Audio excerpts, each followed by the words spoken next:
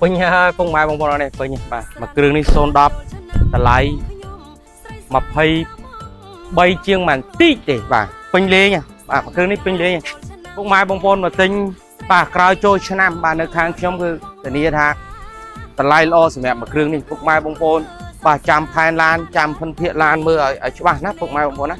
មួយគ្រឿងនេះខ្ញុំលក់ឲ្យក្រោមទីផ្សារច្រើនក្រោមទីផ្សារបាទ4-500បាទបើថាខ្ញុំលក់អាផ្សេងខ្ញុំលក់អាផ្សេងបែបម៉េចបាទខ្ញុំលក់ផ្សេងបែបម៉េចអាមួយនេះខ្ញុំលក់ក្រោមគេព្រោះខ្ញុំចង់ធ្វើប្រូម៉ូសិនមុនចូលឆ្នាំឲ្យពុកម៉ែបងប្អូនជើញមកបាទឡាននេះបងយកទៅរត់តាក់ស៊ីយកទៅអីហ្នឹងត្រូវហើយបាទអែមខ្លាំងមែនតើសម្រាប់មួយគ្រឿងនេះហើយពុកម៉ែបងប្អូនថាឡានអូនហ្នឹងមិនប្រូម៉ូសិនហ្នឹងបាទដាក់តម្លៃហ្នឹងមិនឡានបុកប៉ះអត់ទេអត់មានបុកប៉ះទេបាទឡានមូសំណុំអត់បុកអត់តស្ងោបបដូរពណ៌អីទេឡាននេះអូតូទ្វារ2គីឡូ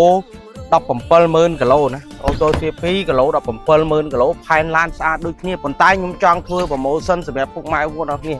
បាទមើលកៅអីមើលកម្មញ៉ៃមើលអីទៅពុកម៉ែបងប្អូនមកដល់ក៏អាចធ្វើការបើកទេសាក់លបងឡើងប៉ុងធ្វើអីតាមតែពុកម៉ែបងប្អូនអរគ្នាមានទំនុកចិត្តណាបាទអាចមកមើលបាទអញ្ចឹងមួយគ្រឿងនេះបញ្ជាក់បន្តិចបាទ23ជាងតិចទេមកដល់មើលឡានផ្ទាល់ចូលចាជាក់ស្ដែងបានទៀតអរគុណច្រើនជម្រាបលាជួបគ្នានៅវីដេអូក្រោយទៀត